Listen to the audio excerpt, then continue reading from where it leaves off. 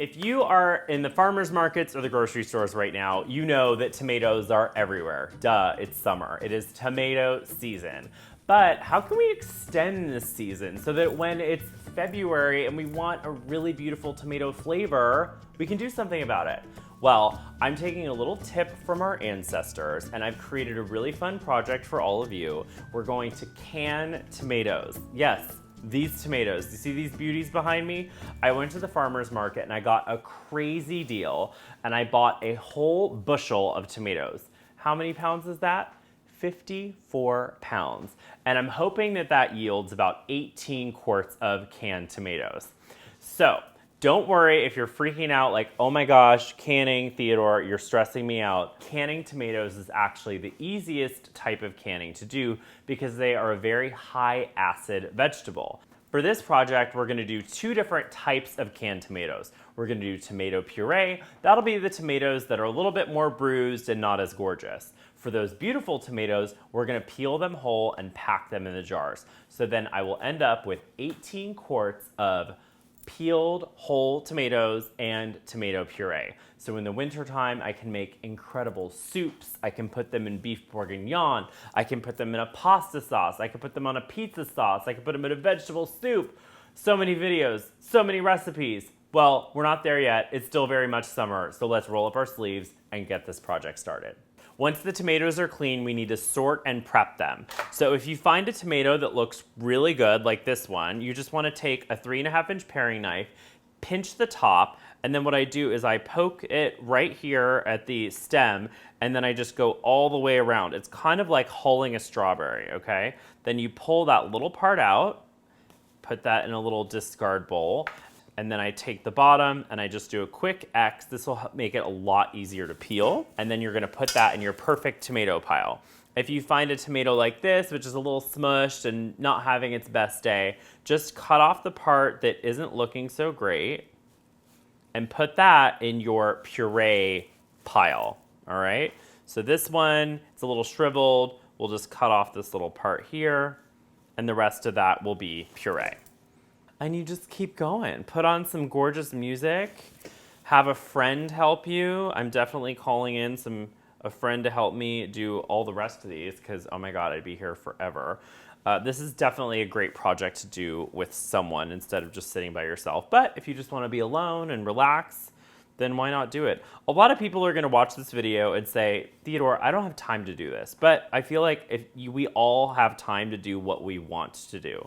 So if you want to roll up your sleeves, get in the kitchen, and really prepare for the winter time and give yourself a little project and, you know, make something out of it, then you will.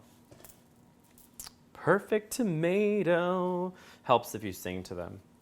All right, probably just about 50 more pounds to go. For the pureed tomatoes, I'm actually gonna put them in a huge stock pot, cook them down for about an hour with some salt, and then we're gonna pass them through this really cool tomato strainer. And so for the pretty tomatoes, I got a huge big pot of boiling water. We dipped the tomatoes inside and then put them in an ice bath. And here we have a tomato with super easy skin to take off. You don't want to cook the tomatoes because they'll lose their shape. But you definitely want to make sure that you can get the skins off. And this just makes that so much easier. You definitely want to have a lot of ice because you're gonna run out like I did. It's fine, don't stress out about it, but definitely having like a proper ice bath is the way to go because it immediately stops the cooking, makes it easier to take the skin off, and also makes sure that these gorgeous little tomatoes keep their shapes. Okay, for the other tomatoes, which is gonna be the tomato puree, those little babies are going in a big old pot. And you're just gonna turn that on high. Make sure you stir it a lot in the beginning because you don't wanna burn anything, but you just wanna kinda cook those down. They're gonna lose their shape. The skins are gonna soften right off. All right, so now we're at this point. We have all of our pretty tomatoes. They have no skins. They're ready to go. I have my jars in my dishwasher, okay? They have been through a wash cycle and a sanitation rinse cycle, which just means that it gets super, super hot water. If your dishwasher doesn't have that, you can wash them and then put them in some boiling water for just a few minutes to make sure that they're nice and sterilized. Put them on a towel. The biggest thing that you want to make sure is that they stay warm, because you don't want to put cold or room temperature jars into really hot water. That's gonna make them break. We learned that in grade school. And if you didn't, you learned it here on my channel, so go you. Comment if you already knew that. I know you already knew that. All right, the moment we've all been waiting for, it is time to start canning. Let's talk about things that you would want to have on hand. You want some jars like these. These are mason jars. Mason means the top. That's actually a patented technology.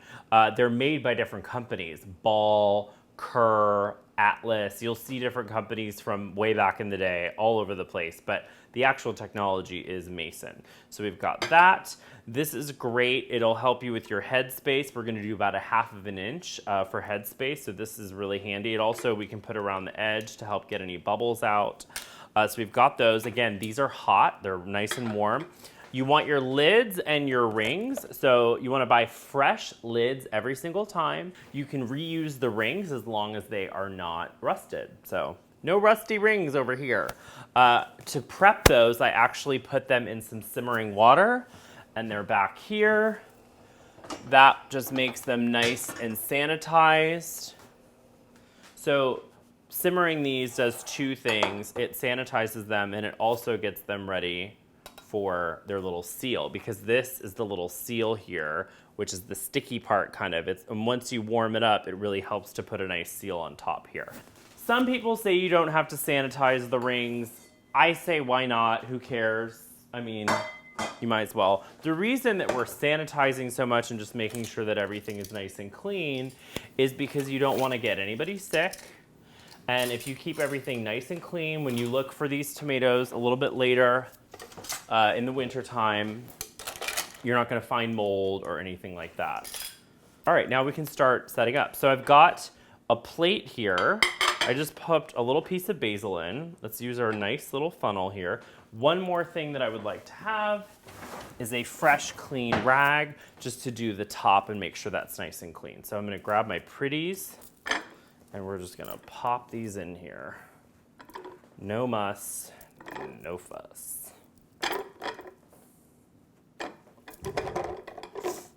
Sift those around. Before I get too crazy, I'll do another basil. That's when this little tool comes in handy. Look how pretty that looks when we pull that out at Christmas.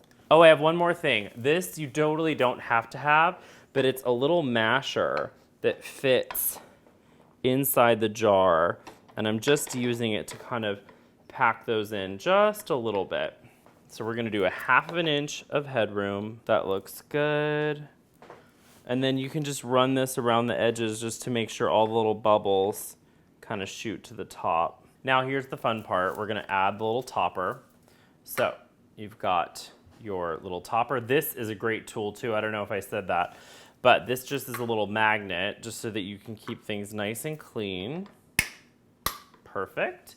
And then we'll pop our little ring on. And you wanna do this finger tight. So you don't wanna really get it in there. All right, there we go. One little baby down, 8 to go. All right, all my babies are ready to go. I think I can fit 8 in here, and they just look so cute already. I can't wait. So I have some simmering water behind me. You wanna make sure that you have enough headroom to cover these by about 1 inch of water. So I already have some hot water ready to go in a kettle just in case I need more. So now I'm gonna grab my little lifter and put these suckers in. I also have a rack on the bottom of this thing as well. All right, so our whole tomatoes are processing in the background, and I have this elaborate setup. I know this looks scary. Promise you, I promise you. First of all, you could just do the whole peeled tomatoes and not have to worry about this, or you can give this a whirl because it's super fun. So what this is the KitchenAid meat grinder, and then attached is basically a fruit and vegetable strainer. So what it does is it takes all the seeds and skins and shoots it out this little guy, and then you put this on, and it keeps all the good stuff flowing down this way. So I can't wait to show you guys how this works. So I'm gonna turn this on to like speed 4. I'm gonna take all of my puree. I'm just using a little plate so that I don't spill everything all over my whole life. I don't know why, but I think this is so fun to do. All right, so I'm gonna work on this. I'm not gonna put you through this entire process because it's the same thing over and over and over again. We're just straining along here. Now, basically all of this stuff, I'm passing one more time. So I've got everything that came out, the skins and the seeds, and I'm putting it through the strainer one more time. All right, so we ended up passing this 3 times, but look at all that gorgeous puree. It is absolute heaven. Now I'm just gonna pour this back into the pot and reduce it until it's nice and thick. That'll probably be about an hour. All right, our first batch is ready. Oh my gosh, it's been a while. The light has changed.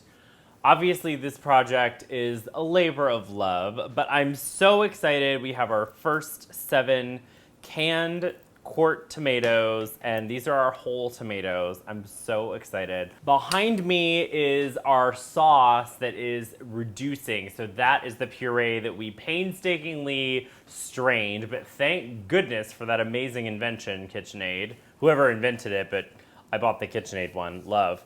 So again, don't be afraid of this. It's super fun. You don't have to go as crazy as I did. But I'm really excited about this. I think this is gonna make a great gift. There's a little bit of liquid at the bottom. It's all gonna redistribute once they cool down. You don't want them to be in like a drafty place because the jars could crack. Glass is a little bit finicky, so we need to be careful, folks. These guys are gonna hang out. I'm actually gonna wrap them in a little towel so they have a little house. All right, so I'm just working away here, beating the clock, trying to beat the clock at least, to get all of this in here so we can process these jars. This looks gorgeous. You really want it to thicken up really well. Leave that half inch of headspace. Woo, that's hot. These are gonna go in, they're gonna process for about 45 minutes, and then they cool just like the rest. All right, it is clearly a new day. A new day has come. I feel very Celine Dion. I feel very fresh because it's a new day. But never fear, all of our canned tomatoes sealed perfectly. The way we know this is you can take it, open up that little ring, press it, not making any sound, not doing anything, not moving. And when I give it a lift, it ain't budging. So, see, canning is easier than you may have thought. It definitely takes a little bit of know-how and a little bit of practice, but you can totally can, and tomatoes are obviously the first way to start in your canning adventure. What do you think? Do you like canning? Are we into this? If you are, give me a thumbs up. Also, in the comment section, 2 things. I want to know, what else would you like to see me can? Should we make some jam? Should we make pie filling? Should we make fill in the blank? Or what do you want to see me make with all of these amazing canned tomatoes come fall and winter? So I better see that comment section just poppin'.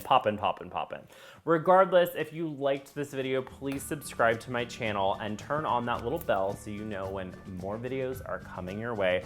There are tons more details on theodoreleaf.com, my website, and you can also sign up because I'm going to start doing an email so we can all keep in touch. Regardless, I really appreciate you watching this video, and I cannot wait to see you all next time. Thank you so much. Bye.